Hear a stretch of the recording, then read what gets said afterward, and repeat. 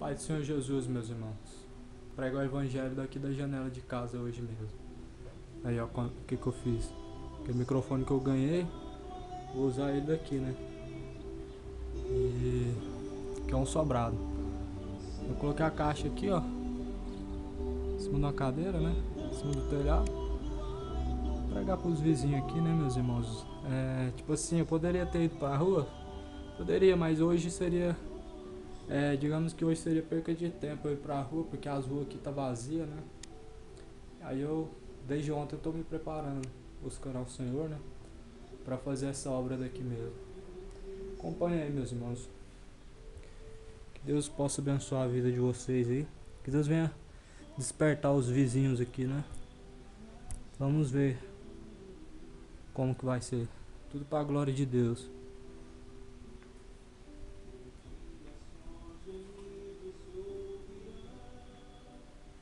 Igual o Papa, né? O Papa coloca um púlpitozinho aqui, né? Um negocinho pra colocar a Bíblia na janela, né? Só que é do prédio, né? Aí o povo fica lá embaixo tudo gritando, adorando o Papa. Só que a diferença é que aqui é pra pregar e eles se converteram. O Papa faz isso pra ser idolatrado, né?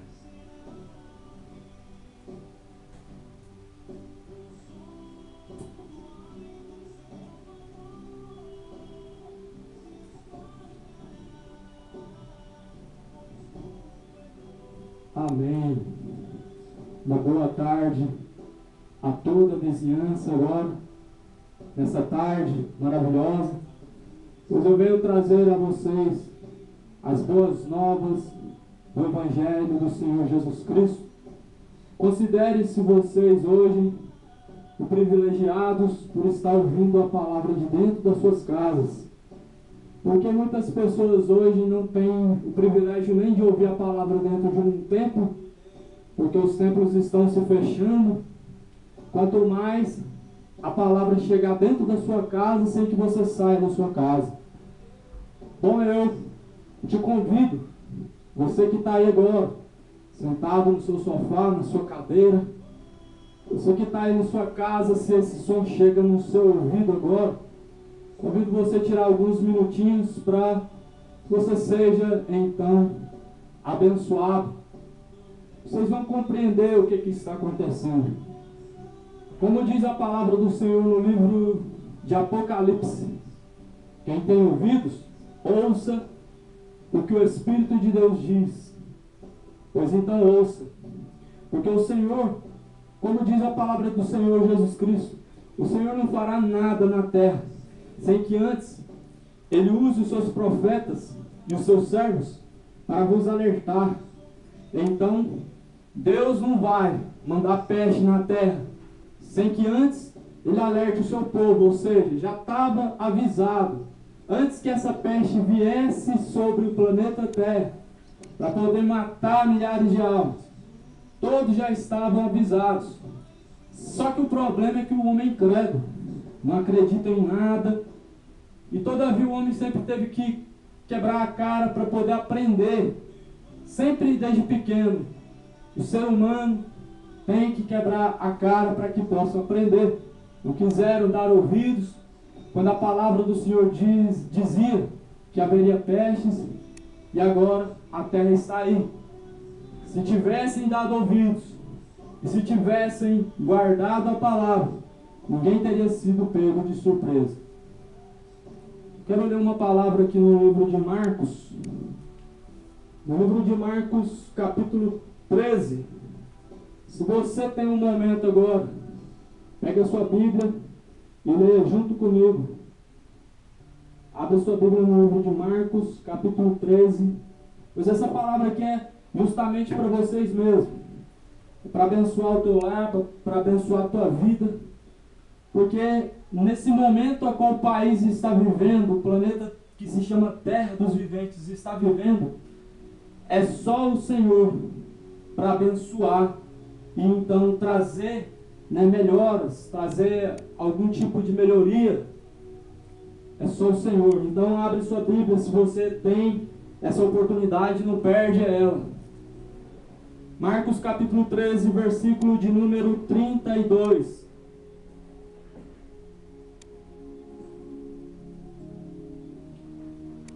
Pois assim diz: mas daquele dia e hora ninguém sabe, nem os anjos que estão no céu, nem o Filho, senão o Pai.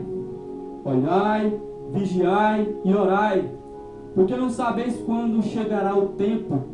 E como se um homem partindo para fora da terra deixasse a sua casa, e desse autoridade aos seus servos, e a cada um a sua obra, e mandasse ao porteiro que vigiasse. Vigiai, pois, porque não sabeis quando virá o Senhor da casa, se à tarde ou se à meia-noite, se ao cantar do galo, se pela manhã. Versículo 36. Para que vindo de improviso, não vos ache dormindo. E as coisas que vos digo, digo-as a todos: vigiai. Amém. A palavra do Senhor Jesus diz claramente. Olha, Jesus certa vez estava dizendo: olha, ninguém sabe o dia nem a hora, o dia a qual Jesus virá. A palavra diz que nem os anjos que estão nos céus e nem Jesus Cristo sabe o momento em que Jesus arrebatará o seu povo, a sua noiva. Então, não se engane, se porventura ouvirem falar que tal dia é o fim do mundo. Não, tal dia Jesus vai vir, tal data, tal hora, tal momento. Porque muitas pessoas hoje estão se equivocando e se enganando ao tentarem prever a hora, ao tentarem prever o dia exato em que tudo vai se findar. A palavra do Senhor diz que ninguém sabe quando tudo isso vai se findar. Não sabemos a hora. Jesus só deixou para nós como um alerta as Escrituras, para então nos trazer os sinais, e com esses sinais nós sabermos quando está próximo. Assim como você olha para a árvore e aquela árvore começa a brotar os frutos, você sabe quando está chegando o tempo de colher os frutos daquela árvore, porque você consegue discernir olhando para a árvore e vendo seus frutos amadurecendo e crescendo. Então, os sinais que Jesus deixou, todavia, são como frutos que vão crescendo, vão amadurecendo, até então chegar o grande dia de ser colhido esses frutos. Os frutos que Jesus vai colher um dia da sua árvore é as almas que estão na terra, as almas que pertencem a Jesus. Eu quero ler para vocês aqui no livro de Mateus capítulo 24, onde Jesus fala sobre esses frutos, sinais, melhor assim dizendo, sinais que antecedem o dia da vinda de Jesus Cristo. E eu quero te dizer que os sinais da vinda de Jesus Cristo já estão aí na terra. Muitos estão dormindo, estão cochilando. Os sinais estão se cumprindo. Os sinais estão na terra. Não é em vão que esse planeta que se chama Terra está contaminado e um vírus está assolando toda a Terra, um vírus chamado coronavírus, está trazendo grande tribulação e um grande prejuízo para a humanidade. Mas todavia a palavra já tinha alertado. Então no livro de Mateus 24, eu vou estar lendo o versículo 6. Jesus, quando ele estava assentado no monte alto com os seus discípulos, que era o Monte das Oliveiras, aqui no versículo 3, chegaram-se os discípulos, em particular a Jesus, dizendo: dize-nos quando serão essas coisas, que sinal que haverá da tua vinda e do fim do mundo. Os discípulos perguntaram para Jesus: olha, qual que é o sinal da sua vinda? O que que vai acontecer antes, para que nós saibamos? E Jesus então ele começou a responder aos discípulos: olha, não se engane, não acautelai-vos dos falsos profetas, porque muitos vão vir em meu nome, muitos vão dizer eu sou o Cristo, e vão enganar muitos dizendo que estão em nome do Senhor.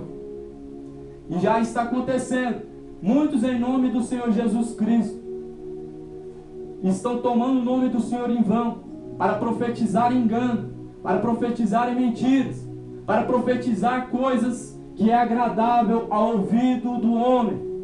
Estão pregando coisas que Deus não mandou falar. O homem está falando em seu engano. E como as Santas Escrituras dizem, todos nós vamos ter que pagar. Você que um dia aí escolheu o caminho a qual você está seguindo agora, esse caminho, você fez os seus próprios caminhos, escolhendo então um caminho largo. Um dia você vai colher o fruto da tua escolha. Todos nós um dia compareceremos ante o tribunal do Senhor, ante o juízo final, o final onde todas as coisas se fundam, onde não tem uma melhor do que o outro, onde os grandes, os ricos vão ser colocados lado a lado dos pobres e dos mendigos para serem julgados. Então, continuando aqui a palavra do Senhor, Jesus ele começa a citar os sinais, como eu estava dizendo agora há pouco, sinais da sua vinda, sinais esses que se cumprem nos dias de hoje. Versículo 6: então ouvireis de guerras, rumores de guerras. Olhai, não vos assusteis, porque é mister que isso tudo aconteça. Mas ainda não é o fim, porquanto se levantará nação contra nação e reino contra reino. E aqui Jesus começa a dizer, olha, então haverá fomes e haverá pestes, terremotos em vários lugares. Aí que no versículo 8 Jesus diz assim, mas todas essas coisas ainda são apenas o princípio das dores. Ainda não é o fim. Jesus falou, olha, quando vocês veem esses sinais acontecendo, não se preocupe, é apenas o começo do fim. O princípio das dores traz o começo, o princípio de um fim. E aqui está o sinal. Jesus falou o quê? Vai haver fome, vai haver peste em vários lugares. E é isso que está acontecendo. O planeta Terra está pesteado com vírus, que todavia foi pela permissão do Senhor. Talvez você discorda da palavra e diz, não, mas Deus jamais permitiria que um vírus matasse tanta pessoa assim. Eu te digo que sim. E sabe por que sim? É porque todavia as escolhas trazem frutos, trazendo consigo coisas terríveis. Quando você escolhe bem, você vai colher bem. Plantando mal, você colhe mal. E a terra está colhendo frutos de rebeldia, frutos da prostituição que vocês estão praticando perante os olhos do Senhor. Talvez você olhando fala, mas eu não sou prostituta, eu não sou prostituta. Prostituição é um modo simbólico de dizer, porque a prostituição é apenas uma falta de, dizemos assim, de honestidade para com Deus. É uma traição. A prostituição é uma traição contra Deus, porque vocês deixaram de adorar a Deus, porque vocês acreditam que tendo somente consigo um crucifixo, vocês estão protegidos. Tendo somente uma imagem feita pela mão humana, ali você tem como uma representação a Deus, a imagem de Deus, uma imagem que te faz se aproximar de Deus e fazer menção de Deus. Então, todavia, vocês não estão louvando, nem tampouco adorando a Deus com seus ídolos. As imagens de escultura, a Bíblia chama de ídolo, e a Bíblia diz que maldito é um ídolo, e maldito aquele que dobra os joelhos diante do ídolo. Então o Brasil, todavia, nunca teve Deus como seu Senhor. O Brasil nunca reconheceu Deus como somente Ele sendo Deus, como só o Senhor é Deus. Nunca o Brasil teve Deus como o seu Senhor. O Brasil tem uma senhora, tem uma rainha, uma padroeira, Aparecida. Colocam a Aparecida como uma senhora. Esses dias eu estava olhando num jornal. Eu não estava nem aqui na cidade de Goiânia, estava numa cidade próxima, e pela manhã passando no jornal que um helicóptero sobrevoava a cidade de Belém do Pará. E naquele helicóptero tinha uma imagem de Nossa Senhora Aparecida. Colocaram essa imagem na janela do helicóptero, sobrevoaram bem baixo, assim próximo das casas, e ali eles falavam que estavam abençoando a cidade por conta do coronavírus. E o povo, quando via a imagem, eles adoravam a imagem. Eles davam adoração para aquela imagem, crendo que o gesso, aquele pedaço de pedra, aquele simples objeto, poderia ter algum poder sobre eles para abençoar. Então, é por aí, o Brasil não conhece o Deus verdadeiro, que é Espírito, que Ele está esperando que adorem a Ele em Espírito e em verdade. O Brasil conhece um Deus de gesso, um Jesus que fica pendurado numa parede, num retrato, onde esse Jesus não tem nada a ver com o Jesus da Bíblia. Aquele Jesus que vocês conhecem, cabeludo, do olho azul, é esse Jesus que o povo conhece, o Jesus verdadeiro, aquele que um dia morreu e ressuscitando deu a nossa salvação. Esse Jesus vocês ainda não conheceram.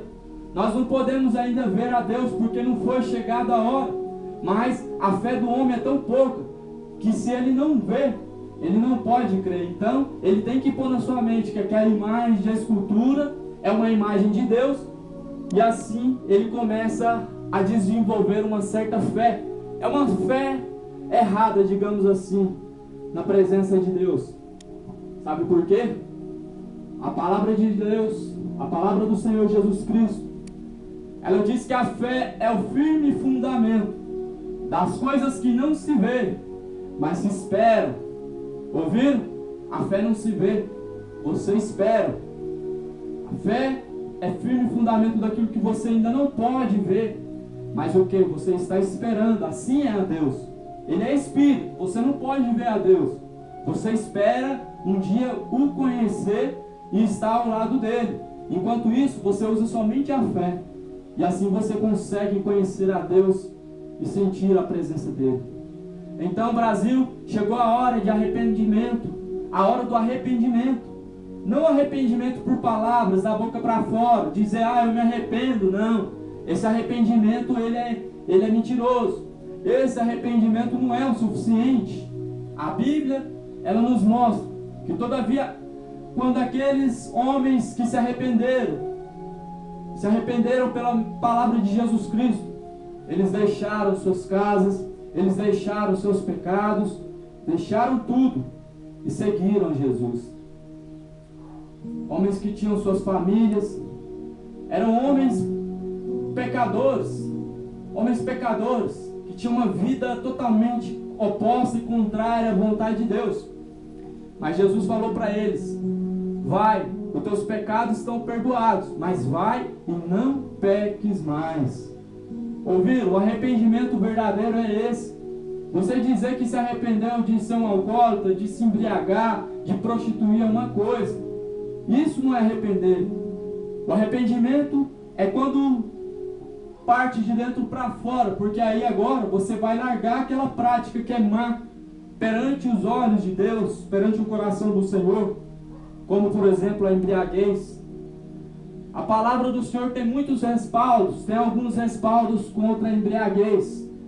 A palavra traz, como por exemplo, a certeza de que os bêbados não herdarão o reino dos céus. Aí talvez você fale, mas esse rapaz está me julgando. Está julgando, hein? A palavra do Senhor diz, olha, não julgueis conforme a aparência, mas você julga conforme a reta justiça de Deus. Isso está escrito, se não me engano eu, no livro de João, capítulo de número 5. Então, a palavra traz certeza de que nós temos que então nos arrependermos, deixar as práticas pecaminosas. Nós temos que ter como único Deus, como único Senhor, Jesus Cristo. Não precisamos de uma senhora, não precisamos de uma rainha, não precisamos de uma padroeira, não temos uma mãe, porque Deus não tem mãe. Jesus já estava ao lado do Pai todo o tempo. Quando Deus criou o céu e a terra, Ele falou assim, olha, então façamos o homem a nossa imagem e a nossa semelhança. Ouviram? Deus não estava só. Nos traz a certeza que Jesus estava com Deus na criação dos séculos, na criação da terra. Deus não pode ser criado. Se Deus fosse criatura, Ele sim poderia ter mãe. Ele sim poderia ter uma esposa. Mas Deus